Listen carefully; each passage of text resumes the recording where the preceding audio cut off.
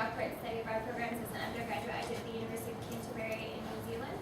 And then as a graduate student, I did the Cuernavaca, Mexico program. And I visited lots of places that you guys are going. I'm Justin Oliver, study abroad advisor. I also, when I was a student here, went to Ghana, so team Ghana in the house. And many of you got to learn and get to know you guys to helping you through your those we go to the UK. So Westminster, Hamptons, and also the purpose of today, you guys, is pretty much before we start, there's one more fun thing we gotta do. I forgot. We have a little icebreaker activity just to test your knowledge of the world. We have some prizes. Chocolate? Prizes. So I have a few questions. If you know the answer, give us a little holler. And if you're correct, you win some chocolate. Okay? So, question number 1, and all of you guys that are going to any program in England, you know the answer to this. What name did Prince William and Kate give their baby? Yes? It's George. Correct! Maybe we'll shoot up some chocolate. Next question. Where is the band AC/DC from? Yes? Australia. Correct. You guys are good. You're very good. I'm not going to attempt yours that way. Okay. What country does not have a tooth fairy but has a tooth mouse called Perez? Think about it. It's a European country.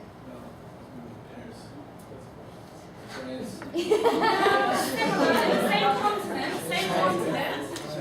Spain, correct. Hey. Ready? Sure. Alright, okay. Oh, and the guy who makes this all possible in the back, Dr. Carton, would you introduce yourself? Dr. T. He's the director of Study Abroad, so he pretty much has made a lot of this all possible for many of us to have these opportunities here at Blackboard. So I want you to go and have a great time. Don't get into trouble. Come back with great experiences. So with that said, congrats to all of you, super kudos to all of you for taking advantage of that opportunity that, as you can see, about 1% of college students in the entire nation study abroad. So you guys are taking advantage of a golden opportunity that, on a professional level is going to help you guys, going forward into the job market. But on a personal level, there's such a perspective that you are going to gain from your study abroad experience. You are guaranteed to come back a lot different than when you left. Not to mention, many of you, some of your best friends that you're going to know the rest of your life, you haven't met yet. That's going to be such a cool experience for you. So our goal here today is to really help you to dot your I's, cross your T's, so that you can really make the most out of your experience while you're abroad. So there's a variety of different things we're going to cover in today's orientation, including health and safety, some important forms and documents that some of you may or may not have submitted, and we'll be going over those. Emergency contact while you're abroad. Kind of the academic component, so the transferring of credits and how your credits will work. We'll also talk about culture shock and give you some tips on how to handle culture shock. And something that's, I think, important, many of you have many questions about packing, financing, and travel tips. And we have a lot of our students who provide a lot of advice regarding those. And we'll just open up for questions at the end. So, first, let's start off with a little movie time. That's cool with that? Yeah. All right. Health and Safety Abroad, presented by HTH Worldwide. Hi there, my name is Dr. Frank Gillingham. I'm the Medical Director for HTH Worldwide, the company that your institution has selected to provide health insurance for your time abroad. Regardless of your destination, there are lots of things you should know to help you stay healthy and safe. Got a lot to cover, so let's get started.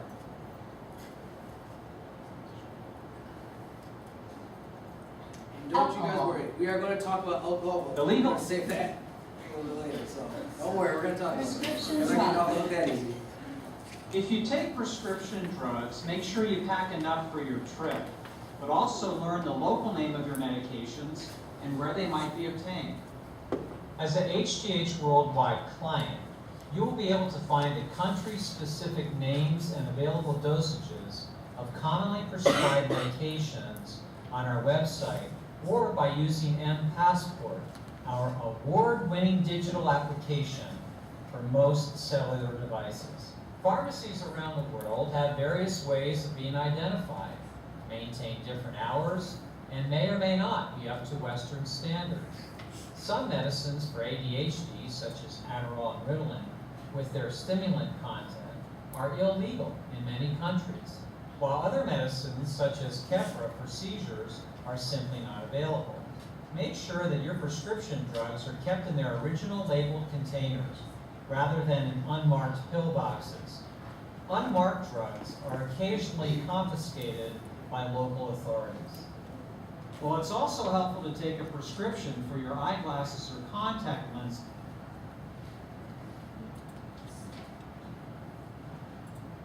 Illegal drugs. Marijuana,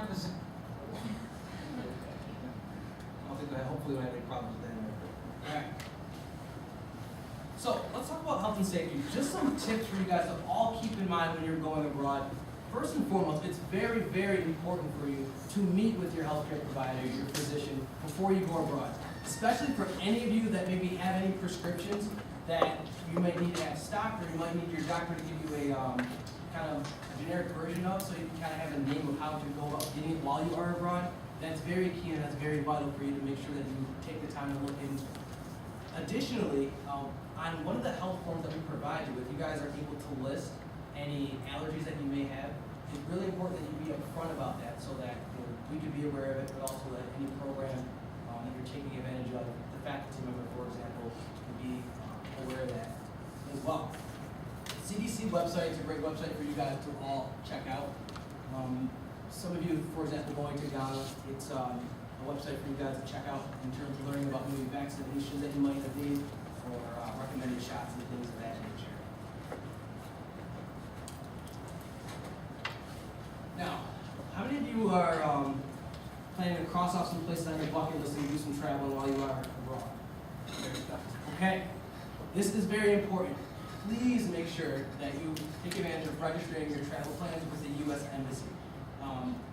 Pretty much, you go online and you're able to set up an account so that any of the various different countries that you may be thinking you're going to be traveling to, they can kind of keep track of you and where Americans are. Another thing that's very important for you guys to do is making sure that you write down key contact information if there is an emergency situation while you're abroad.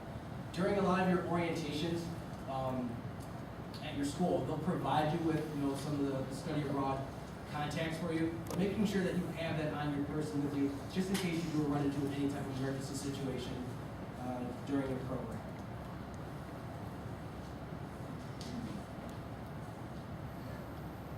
Now, here are just some common sense tips that we wanted you all to keep in mind. First and foremost, when it comes to just traveling in groups, it's very important for you guys to make sure that, if you do decide to travel anywhere, you also notify someone, letting them know of where you'll be going, especially if you're deciding to do any weekend traveling or any trips while you're abroad, dates, expected arrival time, expected return times. When it comes to acting responsibly, that's where it's really important for you guys to understand that you are ambassadors here in the U.S. We are looking at you guys as participants in our program, that you won't be, doing any obsessive behavior, not obsessive behavior, but any unethical behavior while you're abroad. Many students like to take advantage of, say, the drinking requirements being different in a host country. We want you guys to act responsibly. You guys are mature adults, so please make sure that, anything that you're doing, you guys are acting responsibly. And the stranger part, you guys should know about.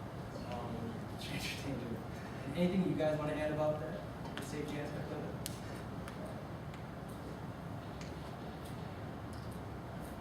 Now, on your Studio Abroad account, you all have access to the Brockport Policies and Procedure Handbook.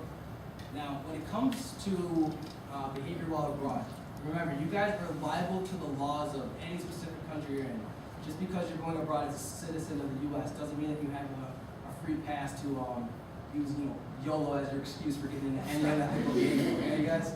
So please, please, please make sure that you read that handbook, but also understand that you know, any violations of anything happening in a, say, a different country, you know, if it results in the, you being expelled from the program, you know, you would still be liable for the cost of that program in that event. So it's very important for you guys to read that and understand that that's a binding agreement that we have with you guys while you are abroad. Okay, so let's talk about some of the important documents here. It's very important that for those of you going on any trip, that our office have a copy of your passport. I'm hoping most of you have taken care of that, of having a photocopy made. If you haven't, please stop down to our office. We can easily make a copy of that for you, and we'll just add that to your file. A couple important documents we'll discuss here. Starting with your student health form. This is the important form for you guys in terms of indicating any medications that you're taking, any allergies that you may have, and like I said, making sure that if there is any medication that you're going to need while you're abroad, you have that conversation with your healthcare provider about how you can have access to it while you're abroad, or maybe getting that prescription filled to last you throughout the duration of your program. Permission to release form. This is very important because if your parents call, we're bound by that form. So if you don't indicate your parents,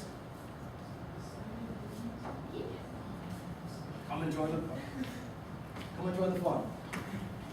Alright, so with that permission to release form, if your parents are not on there, or whoever your guardian may be, if they're not on there, we can't release them any information about you, or just give them any information in general. So please make sure that you list whoever you would like to know that we can notify about your whereabouts while you are on that form. With your agreement to release form, that is once again for us it's a contract that you're a student on behalf of the college, and like I said, it's unlikely that any of you guys are going to go crazy and do anything wild, but we're pretty much looking at you guys to behave appropriately, and then once again, like I said, if you do engage in anything that violates the laws while you're abroad, and in our cases, we would be liable for possibly being kicked out of that program. Anything that you guys want to add to these important documents? We have copies of all these documents here, so if you haven't submitted them to our office, please take them today. It can save you the whatever 25 cents to print them off and lay away in there. Now, just some tips here, especially with your passport. Make sure before you go abroad, you guys make some copies of that so that you can kind of keep, say, in your suitcase. In the random event that, if you lose your passport or anything like that happens, that you still can have copies. Same thing, we'll be providing you guys with your insurance cards. I'm thinking in the next couple weeks this has been being mailed out to you, in the process of being mailed. So make sure you guys are making copies of that and also keep that in a secure location. In addition to your any of your flight information and then your banking credit cards, making copies of that. Then also just leaving copies with your emergency contact here in the U.S. of some of those important documents.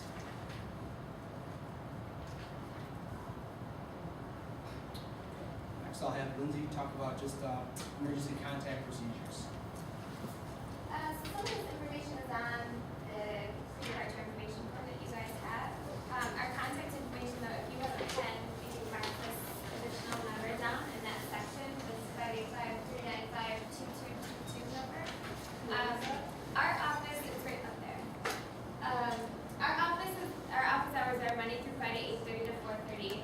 There is a campus shutdown period where our office hours will change a little bit, and obviously with the holidays during Christmas, New Year's, and occasional other holidays, sometimes our office is closed. Our voicemail does say it, but sometimes people get a little bit confused where we say, our office hours are such and such. If this is an emergency, contact this number. What that means is not if somebody's chasing you with a gun, please contact P. It means if this is an emergency, contact them, and they'll contact us on they have our cell phone numbers. So it means, you can still get a hold of us even if it's, 8 p.m. and it's not, 4:30 p.m. during office hours, with the time difference and everything like that. So it is still possible to get a hold of us, and make sure you mark that number down and maybe let your parents know that they can still get a hold of us if need be. A lot of times the issues that you guys might experience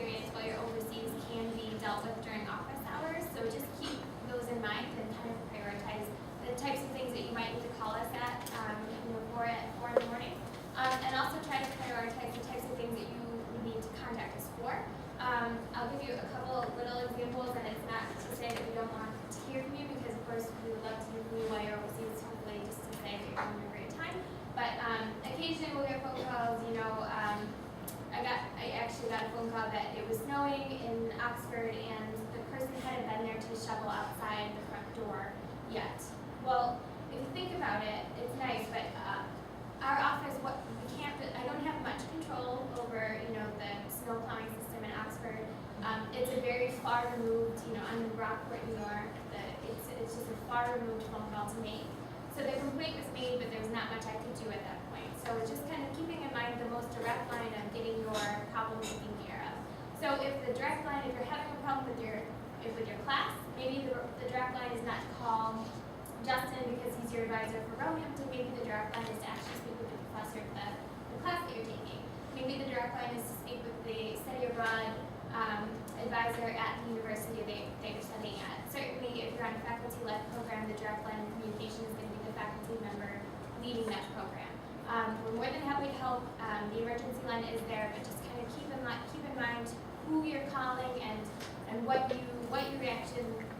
want our reaction to be and how you want the problem solved, and figure out who would be the appropriate person to contact. That would be a suggestion of mine. But yeah, our number's there. Again, this is a repeat, but we do recommend that you register with the embassy's STEP program. It's very easy. That's just, it's not something that we require, but it is helpful for them, in the event of an emergency, if something happens in London, it's good for them to know which American citizens they have in London. If you didn't register, then they wouldn't necessarily know, and it's a little bit more difficult. These are some important links. A lot of them are listed on this link. Yeah, on the bottom. Next to the yellow. Yeah, the travel.state.gov is really good. There's entry and exit requirements for the countries that you're going to. So if you haven't thought yet about visa requirements, it's got information about visa requirements, although your study abroad advisor should have let you know one way or the other whether you require a visa to get into the country that you're going to. But that's also something to think about, if you're studying in England and you need to go to Croatia just on a break, it just might be something good for you to do, to just jump on there and make sure that there's not an additional requirement for you if you decide to do that. Just a couple of other helpful links for you. Finally, for me, transcripts and credits. A lot of you at this point probably have already done this because you're far along in the process and this is pre-departure information, but if you were me when I was studying abroad, I hadn't done it yet. So, you should speak to your academic advisor about the courses that you're planning on taking overseas and just if you want them to count for specific requirements in your degree. If you don't want them to count for specific requirements, they're all going to count back as Rockport credits. That's automatic. They're going to come back, they're going to go on your transcript. Where you need requirements, if you need requirements taken care of for your major, for your minor, if you need a general education requirement taken care of, you're going to need to get those approvals. You can get them ahead of time, and we strongly recommend that you do that. You can get them afterwards, but then of course, if you try to get them afterwards and the answer is no, that's going to be much more disappointing after the fact. So we do recommend that you do that ahead of time. There's a form, it's called a course approval form. We have some in our office. There also is an academic advisement form, so they're all an academic advisement. You'll take them to your advisor for the program that major that you're trying to get the credits in. So just meet with me, meet with Justin or Lindsay, the other advisor, depending on which program you're doing. You probably know who your advisor is at this point. And then just keep in mind that transcripts do take quite a long time to get back from overseas. It's something that we have dealt with for as long as we've been running study abroad programs. It just is that way. We can't provide transcripts to students when we don't have the transcripts from overseas yet. So if you need this and it's your last semester, just keep in mind that they do tend to take a long time to get back. This doesn't really qualify for faculty-led programs, so it does take a little bit longer than like a normal class. Normal classes, you take your final and a week later you know what your grade was. They tend to be a little bit longer, but for some semester programs it can take months to get your transcript back, and just keep that in your mind. And then keep in your mind, if you are studying at a university, the grading systems are different overseas than they are in the U.S. And some students or contact us panicking because they just got a 50 on a paper and they've never gotten a 50 before. What does that even mean? It's a different grading system entirely. US compared to Australia, New Zealand, United Kingdom, Ireland. So just keep that in mind. You can contact me, you can contact your advisor, and they can let you know. It differs actually from university to university, but they can let you know what the grading system is to kind of ease your mind, because 50 doesn't necessarily mean a failing grade. 50 could be B or B plus, depending on the grading system that they're using. So that's just something to think about.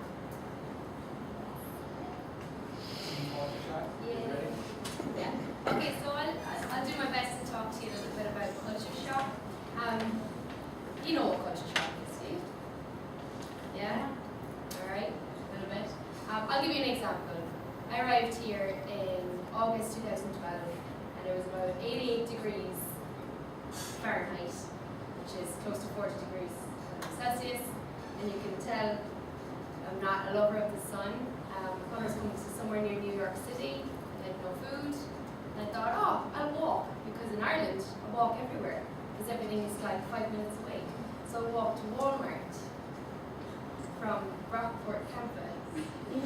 So it took me 4 hours, I went wrong, I was being beat at by juggernaut trucks, it was just crazy. So that was me just being, in my mind, naive, if you want to say. You kind of have to adjust to the surroundings that you're going to be in. So you will get, a little bit nervous. You can see the diagram up there. You'll go through all these roller coaster emotions, but it's totally normal. The main thing I would say is don't cut yourself off. Try not to oversleep. Try to use friends as much as you can. So what I did was I got straight on to the websites that we've been given when we arrived in the welcome pack. We just started looking at local meetings, things that were happening in the area, local landmarks, and organizations that I could just go to, throw myself out. I came here totally on my own. I didn't know anyone, I'd never been here before. And obviously keep in touch with your family, and it's okay to tell them that you're a little bit nervous and apprehensive, but that will pass, and you will, like Justin said, you will make the best friends, that you will have pretty much during these trips. I'd really like to highlight explore your host country. I think that's just, it's so important, especially for those of you who are going on a semester-long program. Dedicate, for example, if you're going to Dublin, make sure that you have a weekend where you go to the other side of Ireland, to Galway, where it's really rural and it's just a different representation of the country. Get involved, take up ultimate frisbee if you've never played it before, take up rugby if you're going to Australia. It'll stand to you when you have a resume to build later.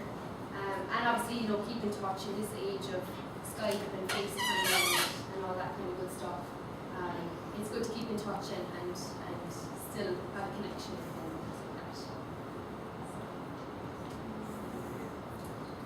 Alright. It's probably one of the most important segments. Yes. Packing tips. I would advise all of you guys to check the baggage restriction policies with your airline. I know you're all going to be flying with different airlines. They do differ. Not every airline offers check luggage. Each airline is different in terms of the weight that you're allowed to take on board. So definitely check that out before you leave, because you don't want to get to the airport and then find that they're going to charge you another $50 to get on the plane. Furthermore, I'm sure a lot of you are going to want to buy souvenirs and things like that. I'm pretty sure you're going to go shopping and you're going to buy new clothes. So I would say save some space. Things like toiletries and shampoo and all those little things, you can definitely buy overseas. You do not need to fill your suitcase with all that stuff because you think there won't be a Rite Aid. Certainly in England, there's tons of Rite Aid type shops. Vietnam as well, you can absolutely get all of that stuff. So don't waste that space. Think carefully about what you're going to take, because things like that you can buy overseas. Equally, I'm sure a few of you guys are going to chat after this. You could share things, so one of you could take a hair dryer, one of you could take a hair straightener. So just think strategically about what you're going to take. Cell phones. I'm sure all of you have got smartphones, iPhones, and things like that. I'm pretty sure they're not going to work overseas. So you might want to look into getting a track phone or something like that. Nonetheless, all your phones are going to be able to connect to Wi-Fi, the dorms that you're in, cafes, restaurants, wherever you go, you can use those phones. When you connect to Wi-Fi, you don't want to incur a big charge.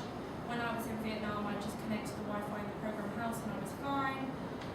But if you want a phone, I'd just say get a cheap track phone or something like that. You don't want to be locked into a contract because when you come back, obviously you won't be using it. Yes, Jared. I know it says slightly chat, but how about Tango? Tango. Yeah. I'm not familiar with Tango. Is it just another app? Yeah, Yeah, so it's another one that's, there's multiple, those are just examples. If you can use basically an app connected to Wi-Fi is what we're recommending, it's the cheapest way to do it. But I do want to jump in and say that because there's a lot of people like doing Greece and Italy and some of the other faculty-led programs in New Zealand.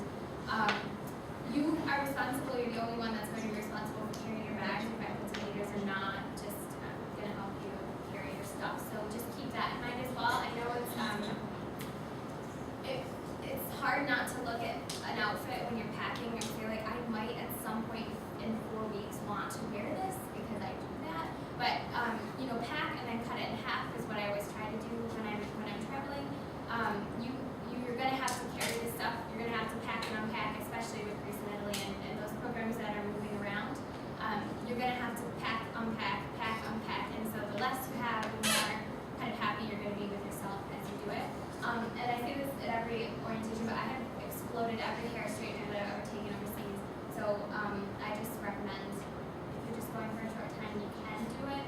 Try to stay without those kinds of electronics. Purchase one when you get there, share it. You can buy a $15 hair dryer when you get there, and then just leave it in a hostel or something like that. Especially if you're going to be there for a long time, maybe just invest in one with the appropriate plug and voltage so that you don't burn it like that.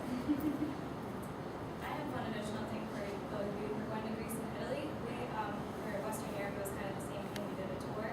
So I put my clothes in Ziploc bags and roll them up so it organizes it and it doesn't, helps with the wrinkles.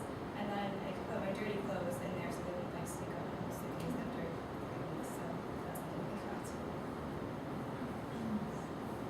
And like Ghana, if you guys do weekend trips and stuff, it might be good to bring a bag, like a backpack, so that you don't have to bring your luggage when you go on the weekend trips that you'll do, so that you're not lugging your 3-week suitcase just on the shore course.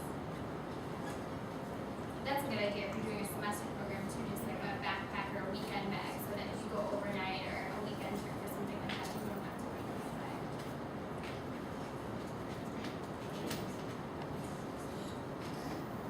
Yeah, so definitely let the bank know if you're going overseas because you don't want to get to this new country, put your card in a machine and then find out you can't actually access any of your funds.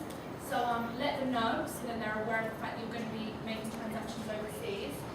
I would say don't take too much cash. You don't want to be carrying too much cash. You will be able to, like I said, if you let your bank know, receive funds overseas. I think typically banks do charge a couple of dollars when you do an overseas transaction.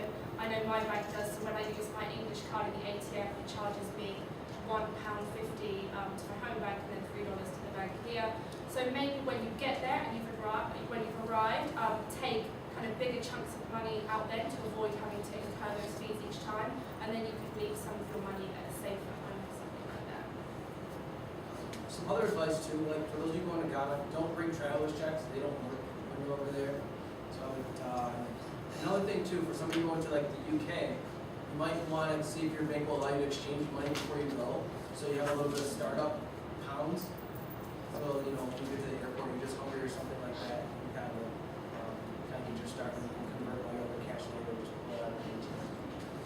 You can do that with any country that you're going to, so it's not necessarily just for the UK. So you can purchase currency at your bank. You can just go and say, here's $100 US, I want to purchase this currency in that month. Can you just use a credit card or will they convert it for you? Yes. Yeah, but you have to keep in mind that not everywhere accepts credit cards, and then also you have to keep in mind calling your credit card company to let them know that you're going to be making transactions overseas so that they don't stop your card. And also those fees that Hattie was talking about, because it's not just ATM's fees. Sometimes they charge a percentage. They will, every you are changing the currency, they're going to charge you the same fee that you would charge, the same one, but all fee, the same way that they would charge you a fee to take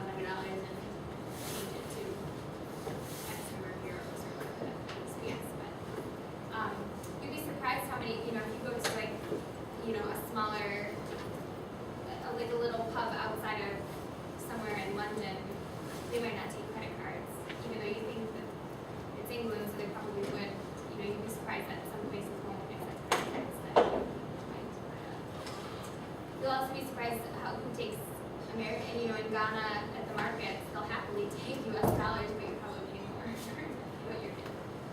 I was looking online and there was a bunch of things that were saying that in the UK they won't accept local vendors or something like that. It's true, like they Yeah, so in the UK recently, for those who go into the UK, they have changed their system now where they use a chip and pin system. So frequently, shops, restaurants, and things like that will not swipe the card anymore. It has to have a chip on it, and then you have to enter a pin. So you don't sign for things like you do here.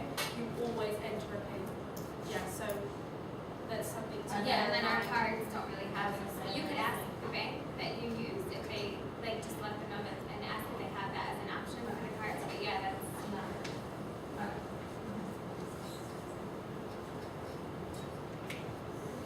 But yeah, I would avoid travel as Justin mentioned, avoiding them for Ghana, but I would just avoid them across the board. I'm just gonna jump back on this one again. This is perhaps more so to those of you who are going on a semester long trip. So for example, you know, the girls that are going to Waterford or Maynooth or and we'll go to Oxford or Australia for a full semester.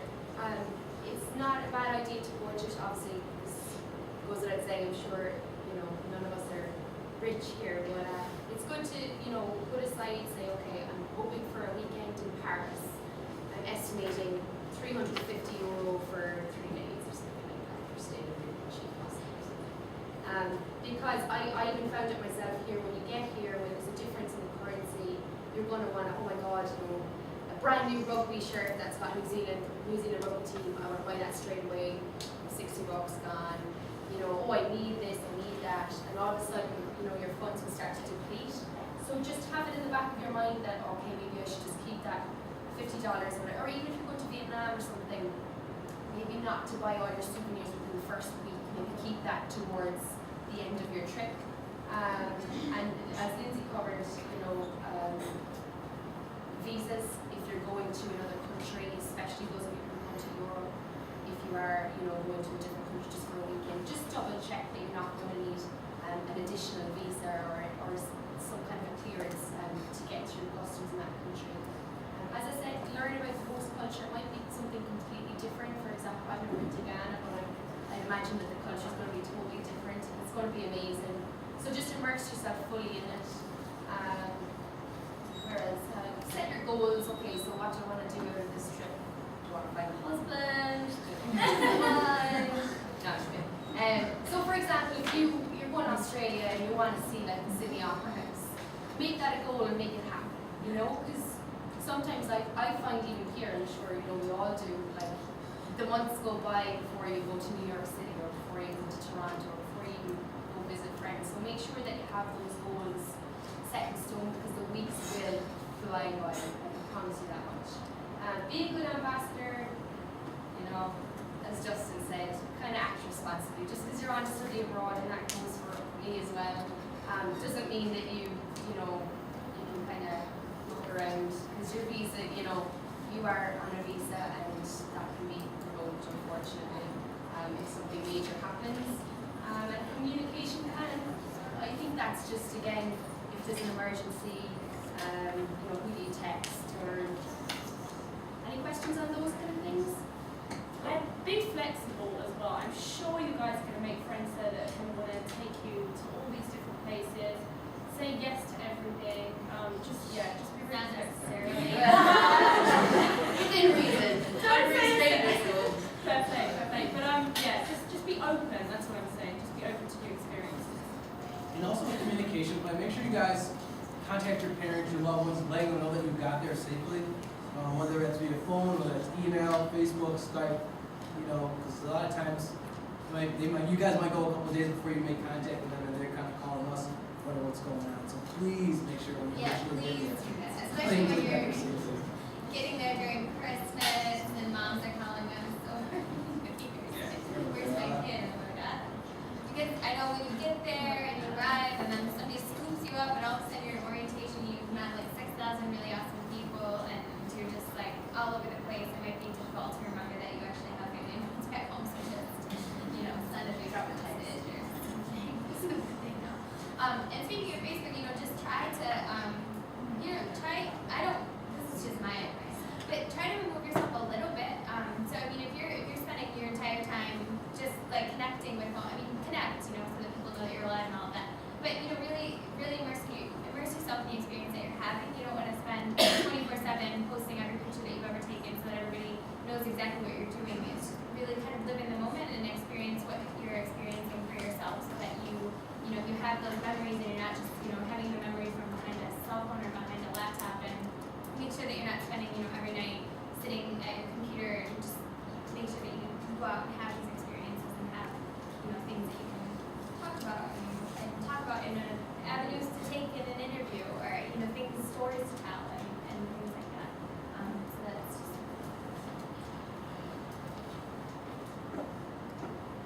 Read that handbook, you guys. That's right there.